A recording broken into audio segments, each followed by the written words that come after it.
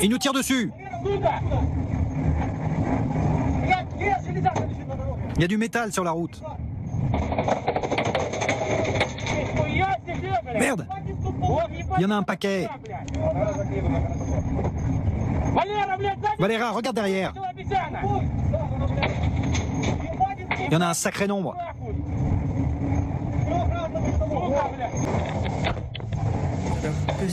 Voilà, séquence très impressionnante à voir. Commentaire, Général Michou, c'est vous l'homme de la chose. Je collabore avec des experts hautement qualifiés en sécurité énergétique mondiale. Pour suivre cette dynamique, il est essentiel de rester au fait de la géopolitique mondiale. Or, ce conflit avec la Russie illustre bien un paradoxe. Lorsque l'on fabrique des clones, il ne faut pas s'étonner qu'ils se comportent comme tels. Dans le journalisme, les milieux académiques et les think tanks, un lourd biais anti-russe domine. Ce parti pris est si intense qu'il empêche toute analyse rationnelle concernant la Russie. On en vient à caricaturer ce pays, le réduisant à des personnages de dessins animés comme Boris et Natasha de Bullwinkle ou les agents de Spy vs Spy de Mad Magazine. Étonnamment, certains croient réellement que c'est ainsi que les choses fonctionnent. Bonjour chers amis, bienvenue sur la chaîne Monde Multipolaire. Dans cette vidéo, nous allons examiner les événements les plus significatifs des 48 dernières heures et même des dernières semaines. Nous avons beaucoup de mises à jour intéressantes à couvrir, alors plongeons directement dans le vif du sujet. Pour nous soutenir, abonnez-vous, commentez et likez la vidéo. Bonjour camarades, aujourd'hui, nous vous apportons une mise à jour cruciale sur le champ de bataille. De nouveaux développements bouleversent le conflit entre la Russie et l'Ukraine. Préparez-vous, car de grands bouleversements se dessinent dans les mouvements de troupes, l'implication internationale et une nouvelle manœuvre stratégique à Zaporizhia. Plongeons dans les détails. Comme l'a récemment noté l'inspecteur Scott Ritter, ces événements marquent un tournant dans le conflit en cours. Voyons comment il se déroule. Dans le sud de l'Ukraine, la situation s'intensifie rapidement. La Russie a rassemblé une force impressionnante de 200 000 soldats le long des lignes de front de Zaporizhia, Dnipro et Crimée. Cette mobilisation révèle une opération soigneusement planifiée, bien au-delà des escarmouches isolées que nous avions vues auparavant. La taille et l'envergure de cette force indiquent que Moscou a préparé cette offensive pendant des mois, voire plus. L'analyse de l'inspecteur Scott Ritter appuie cette hypothèse, montrant que la machine militaire russe exécute une stratégie minutieuse et ambitieuse. Cette stratégie recentre l'effort de guerre vers le sud, dans le but de briser la résistance ukrainienne le long du fleuve Dniepr. La Russie ne se contente pas d'envoyer des soldats en première ligne. Selon plusieurs rapports, elle a prévu des ressources logistiques suffisantes pour soutenir ces opérations pendant au moins 3 mois. Cela montre que la Russie ne vise pas une percée rapide, mais se prépare pour une campagne prolongée, comptant sur sa supériorité numérique et sa puissance de feu pour user les défenses ukrainiennes. Moscou mise sur l'épuisement des ressources de l'Ukraine.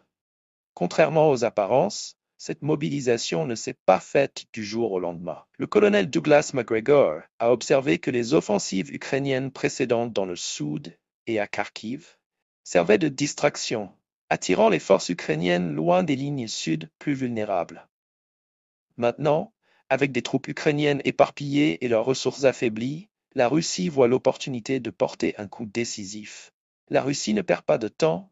Des bombardements ont déjà débuté le long des lignes de front avec des missiles guidés et des frappes d'artillerie ouvrant la voie aux troupes. Des raids d'hélicoptères ciblent précisément les bastions ukrainiens. Cette imposante force a pour objectif de franchir la frontière de Zaporizhia et de sécuriser des positions clés le long des rives occidentales du fleuve Dniepr.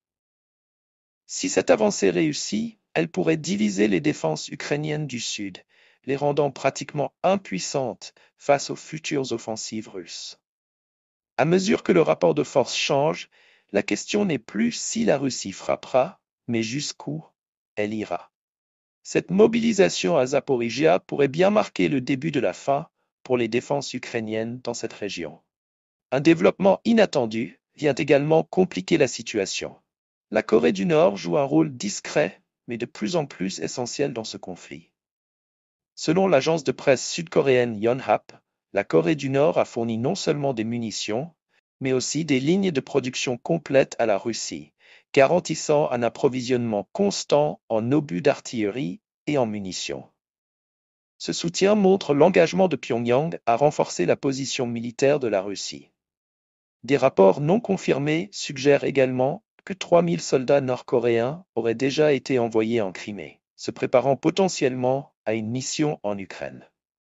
Les États-Unis reconnaissent la possibilité de la présence de ces troupes, mais il reste incertain si elles participent activement au combat ou assurent seulement un soutien logistique.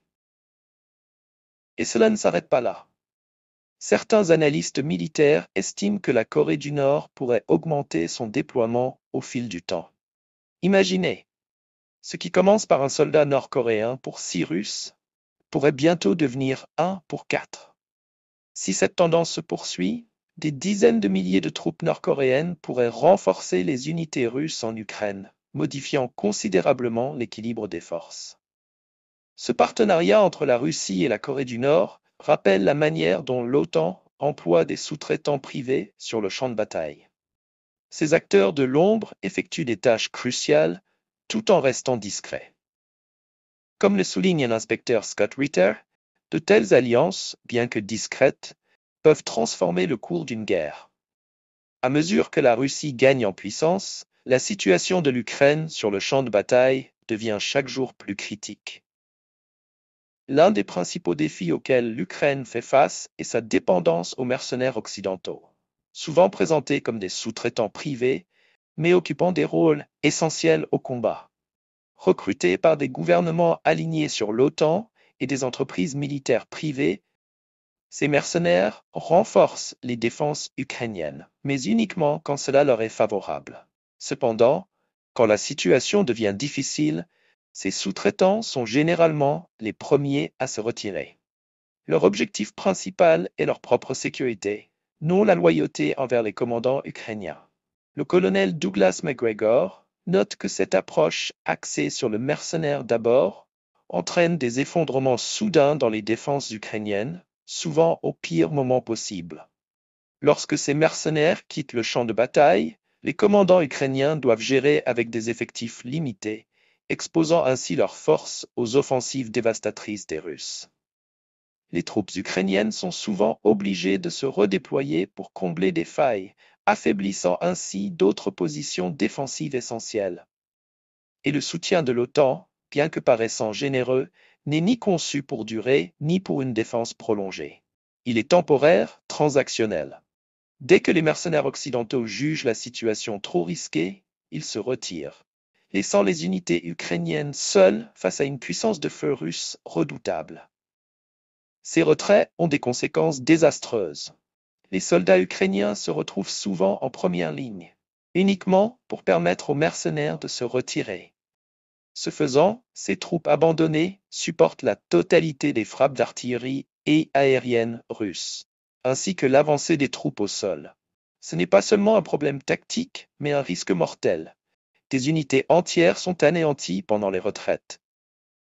Cette dynamique met l'Ukraine dans une situation intenable, incapable de maintenir ses défenses sur le long terme. La stratégie de l'OTAN semble calculée et froide. Les mercenaires sont utilisés comme des ressources facilement remplaçables. Mais lorsqu'ils battent en retraite, ce sont les forces ukrainiennes qui en subissent les conséquences. Ces soldats doivent se battre pour couvrir la fuite des mercenaires, supportant des pertes croissantes à chaque retrait. Avec la pression russe qui s'accentue dans le sud, il devient évident que ces retraites ne sont plus isolées. Des lignes de front entières commencent à s'effondrer.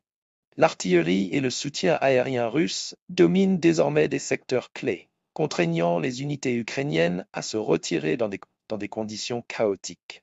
Chaque jour qui passe élargit les brèches dans la défense ukrainienne, tandis que les forces russes poursuivent leur avancée implacable. Comme l'a souligné l'inspecteur Scott Ritter, le momentum sur le champ de bataille est en train de basculer en faveur de la Russie. Si l'Ukraine ne parvient pas à se réorganiser et stabiliser ses défenses, elle risque de perdre le contrôle de zones stratégiques dans le sud, ouvrant la voie à une victoire décisive de la Russie. Nous sommes peut-être à un tournant majeur de cette guerre. Les 24 prochaines heures pourraient façonner l'issue du conflit pour les mois à venir. Des rapports indiquent qu'un bastion clé de l'Ukraine, Serian, un élément crucial de son réseau de défense méridionale, serait tombé aux mains des Russes. Bien que cette perte n'ait pas encore été confirmée officiellement par l'Ukraine, les mouvements de front suggèrent fortement que Serian est désormais sous contrôle russe. La chute de Serian représente bien plus qu'une simple victoire tactique. En tant que partie intégrante de la ligne de défense sud de l'Ukraine, cette position servait de rempart empêchant les forces russes de progresser vers des zones plus stratégiques près du fleuve Dniepr.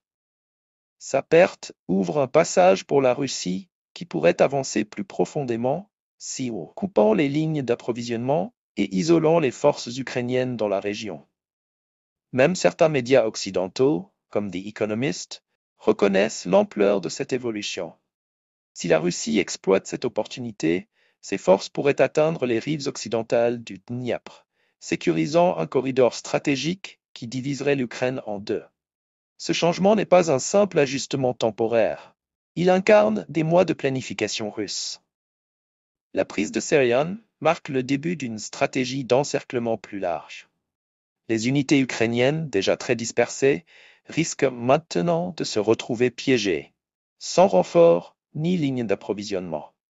Si les forces russes stabilisent leur position, l'Ukraine pourrait faire face non seulement à un revers tactique, mais à un effondrement de son front sud. Comme l'a expliqué l'inspecteur Scott Ritter, ce moment représente un tournant critique dans le conflit. Les commandants ukrainiens tentent de stabiliser leurs forces pour éviter de nouvelles pertes, mais les défis se multiplient. Avec le moral en baisse et les ressources qui s'amenuisent, les jours à venir mettront à l'épreuve la capacité de l'Ukraine à maintenir sa ligne sous une pression colossale.